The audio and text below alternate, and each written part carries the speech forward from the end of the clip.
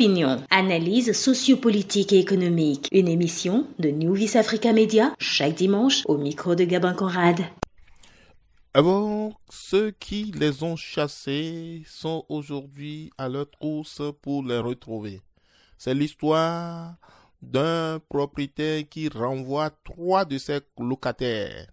Ces locataires se retrouvent ensemble pour conjuguer leurs efforts, pour définir ensemble une stratégie et enfin ils ont trouvé les moyens de construire eux-mêmes leur maison et d'y habiter.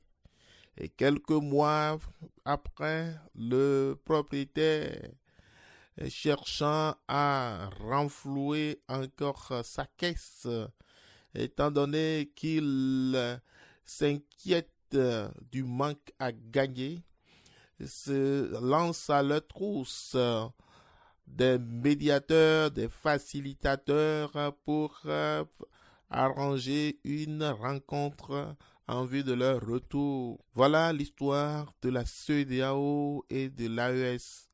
Qui sont ceux qui sont derrière une telle tentative de médiation filiale? Alors, pour certains, telle mission serait difficile, mais le jeune président avec sa fraîcheur, le Sénégalais, le président Diomaye Faye, se dit prêt à s'engager dans cette démarche pour tenter de ramener les 3 présidents à la case de départ. Et une mission qui est pour certains est déjà un échec, un grand échec, d'abord une honte, puisque il a fallu des jours, des mois, des semaines, des mois pour arriver à une telle décision. Et donc voilà l'histoire de l'Afrique, l'histoire de la CEDEAO, l'histoire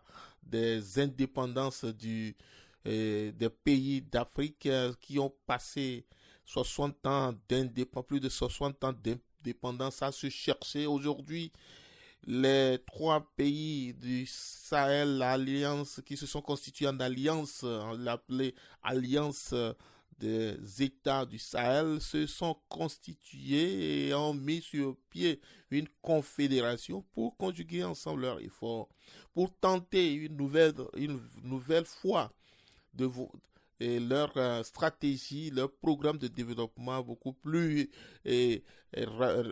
tenu et beaucoup plus tourné vers leur réalité sociale.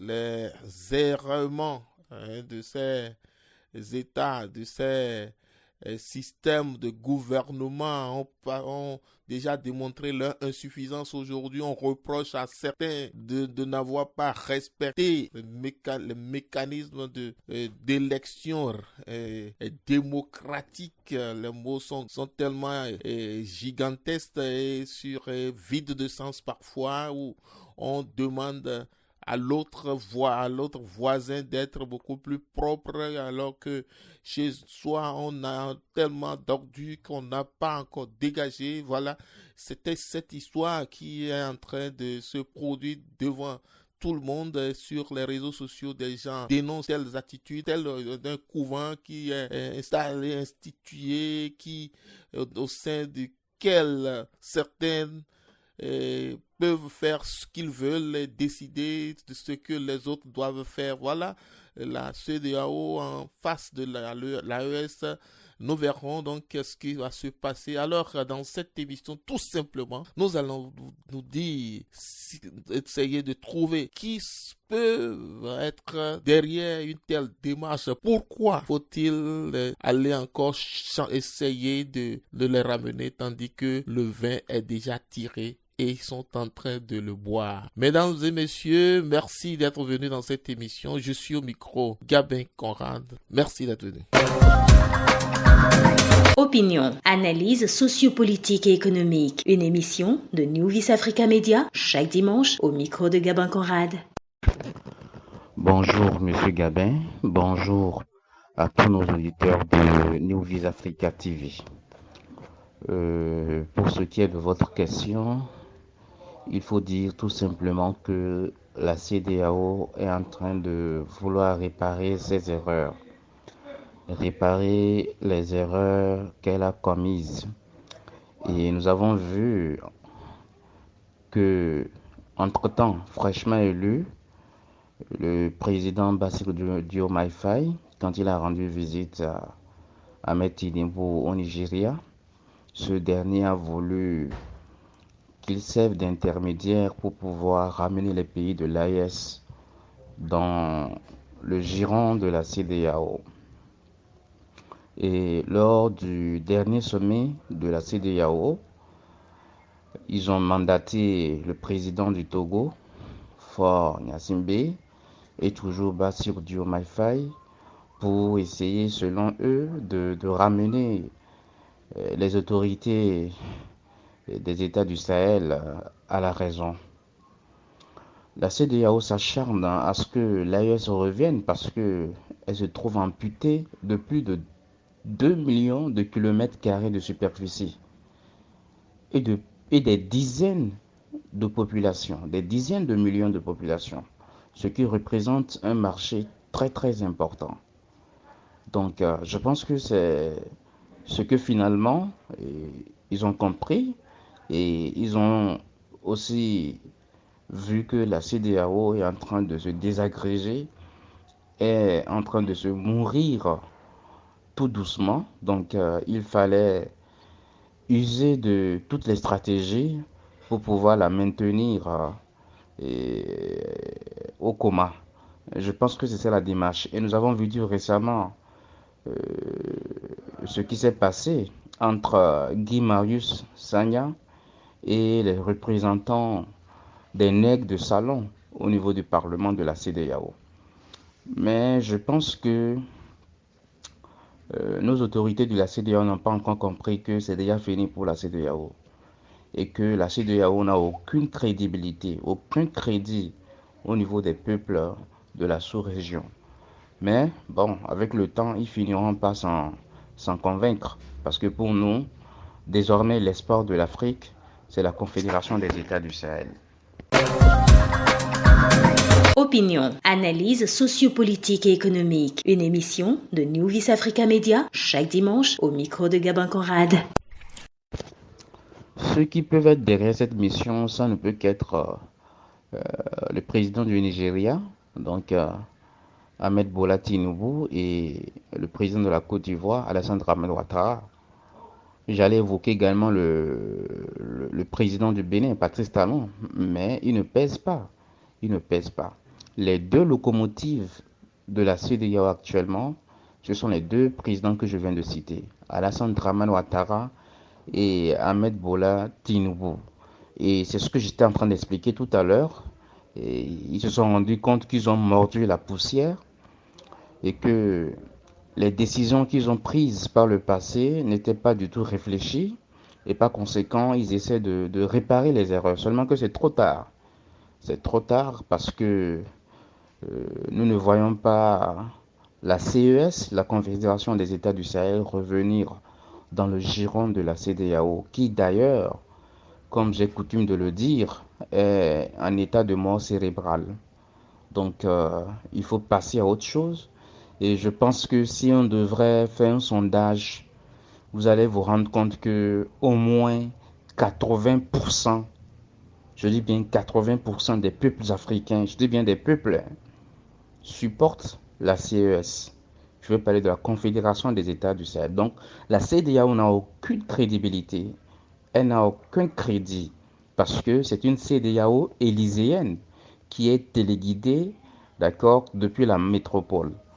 Donc, nous le disons en tant que panafricanistes, c'est déjà fini pour la CEDEAO et qu'il faut fermer cette parenthèse et se concentrer sur la Confédération des États du Sahel.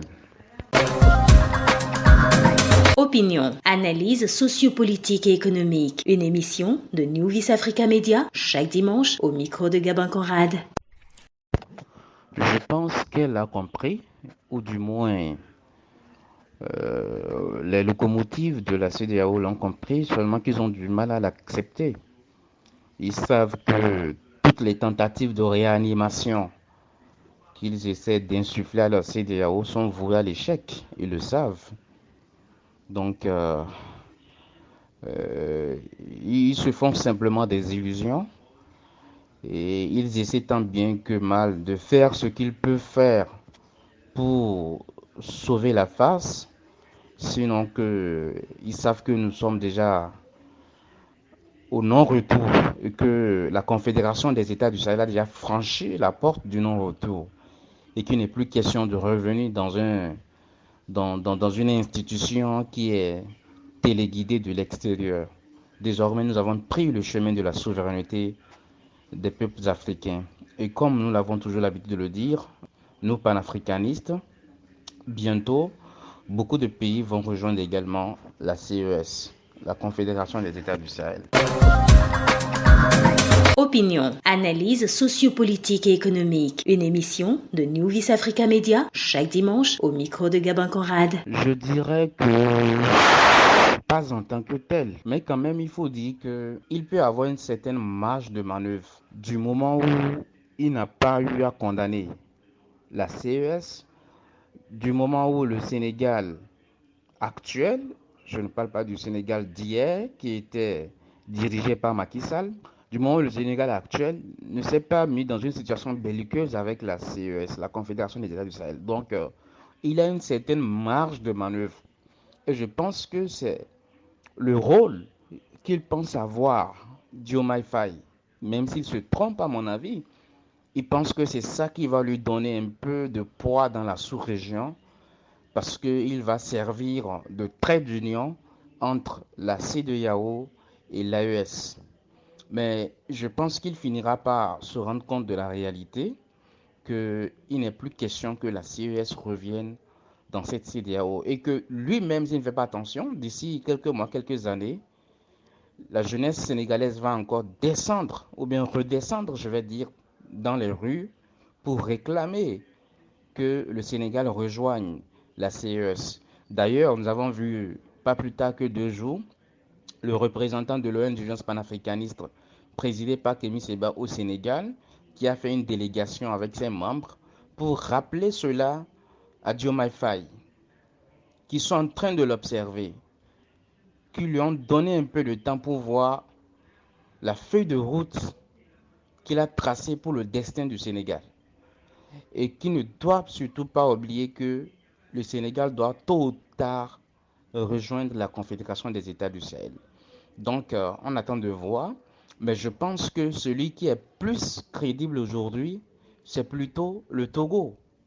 Donc, c'est Faure Gnassingbé. Or, le Togo est en train de profiter quelque part de la situation à son avantage.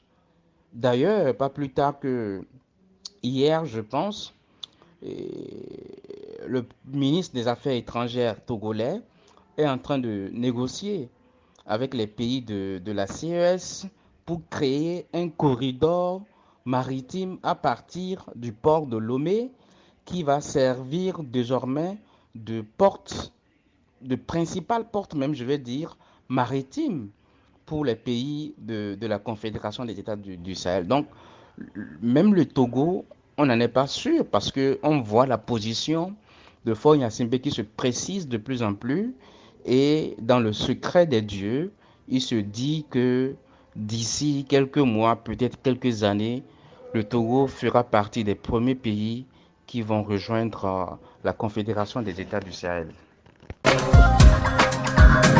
Opinion, analyse sociopolitique et économique. Une émission de New Vice Africa Media chaque dimanche. Nouvelle région économique qui se dessine dans notre sous-région et c'est du jamais vu depuis 60 ans, depuis que ces pays ont essayé de prendre leur destin en main. En tout cas, les populations ont toujours croîtré et retranché chez elles sous le poids de la misère, de la pauvreté et ont toujours cherché à savoir quand est-ce que le Dieu d'amour africain viendrait à leur secours Et on a vu se développer des confessions religieuses et des gens passer leur vie à prier, à attendre, à espérer qu'un jour le bonheur allait taper à leur porte. Et les régimes politiques se sont succédés et la France qui est donc toujours le patron obscur dans ce dossier d'indépendance continue toujours de tirer son profit puisque tous ceux qui ont conduit ces régimes n'ont pas été assez prudents et face à leur plan, à leur nouveau plan d'exploitation. Nous avons connu plus de dégâts, plus de crimes, de crises, de dommages. Et face à ces défis, certaines institutions régionales se sont constituées, notamment la CEDEAO qui avait bien voulu faire de son espace économique un Eldorado d'échange entre les États membres. Et bon, c'était au départ un très bon plan qui avait été très bien apprécié. Et au fil des années, on a vu des confrontations d'idées de tout genre. Les pères fondateurs de cette institution et se sont retirés et en tout cas sous le poids de l'âge à la fin de leur existence également sont partis. Les autres, certains sont venus et d'autres ont été élus à travers des suffrages qu'ils appellent démocratiques. Il y a d'autres qu'on traite de tous les noms qui sont dictateurs et juste là, on se demande qui est plus démocrate que l'autre. Et maintenant, il y a certains qui ont compris plutôt que on peut se constituer en couvent et donner des leçons à d'autres et on peut faire ce qu'on veut, voilà. Mais au même moment, on se demande si les chefs de l'État, les chefs d'État, tous sont les seuls à avoir tort puisque les travaux qui se déroulent au sein de cet hémicycle ne donnent aucun goût, aucune impression positive quant à ce qui concerne le sérieux des travaux. On a vu des députés représenter leur mission spécialement dans cet hémicycle et on a vu des réactions qui ressemblent plutôt à des jeux d'enfants et de cours primaires, mais bizarrement voir des grands messieurs qui prennent de gros micros pour dire pour tenir des propos pareils laisse donc un dégoût carrément. Donc à dire aujourd'hui qu'on va à la recherche de ces brebis égarées, comme dirait l'autre, serait évidemment une perte de temps. Voilà, et c'est de cela il est question. Pourquoi qu'est-ce qu'on cherche toujours à chercher avec l'AES qui s'est déjà organisé, a déjà défini sa feuille de route et a lancé déjà son programme. Voilà, mesdames et messieurs. Opinion, analyse sociopolitique et économique. Une émission de New Vis Africa Media chaque dimanche au micro de Gabin Conrad. Bon, ceux qui les ont chassés sont aujourd'hui à leur trousse pour les retrouver. Mesdames et messieurs, nous sommes donc arrivés à la fin de cette émission. Nous reconnaissons à la CEDEAO d'avoir été une institution qui a sérieusement marqué la sous-région ouest-africaine. Il y a eu des hauts, il y a des bas. Mais aujourd'hui, il est question d'entamer une démarche panafricaniste compte tenu de ce que ces États du Sahel ont subi dans ces derniers temps. Et donc, ils se sont constitués par leur hasard.